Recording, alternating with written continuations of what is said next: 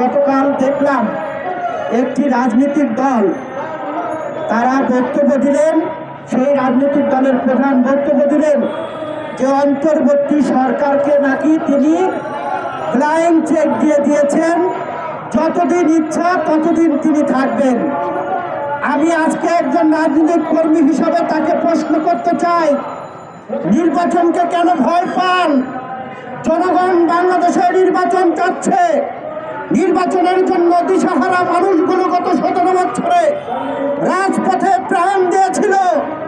আজকে আপনি জনগণের বিপক্ষে দাঁড়িয়ে আপনি বলার চেষ্টা করছেন যে অন্তর্বর্তী সরকারকে আপনি ফ্লাইং চেক দিয়েছেন।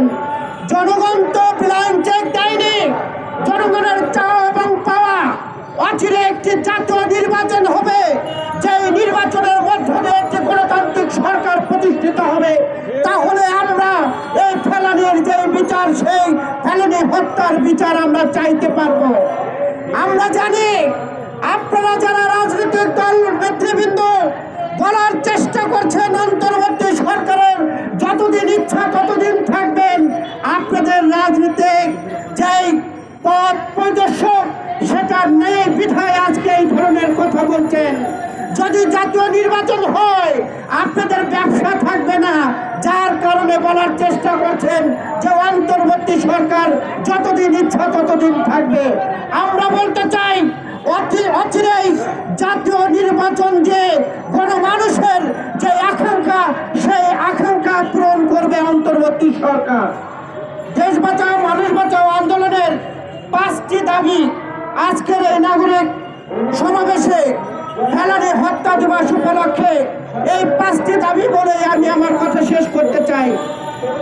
ফেলানি ট্র্যাজেডি আমাদেরকে পরাধীনতার তথ্য দলিল এবং অনেক কিছু আছে যা বলার চেষ্টা করতে হবে। আমাদের 5টি দাবি, সেই দাবি হলো 1 নম্বর দাবি, ফেলানির নামে একটি সড়ক নামকরণ করতে হবে।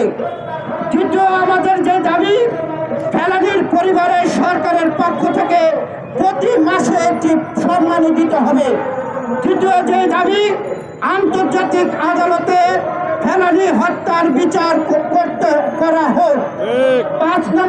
4 নম্বর যে দাবি, ভারত বাংলাদেশের সীমান্ত সকল হত্যাকাণ্ড বন্ধ করতে হবে। 5 নম্বর দাবি, সীমান্তে সকল হত্যাকাণ্ডের বিচার করতে হবে।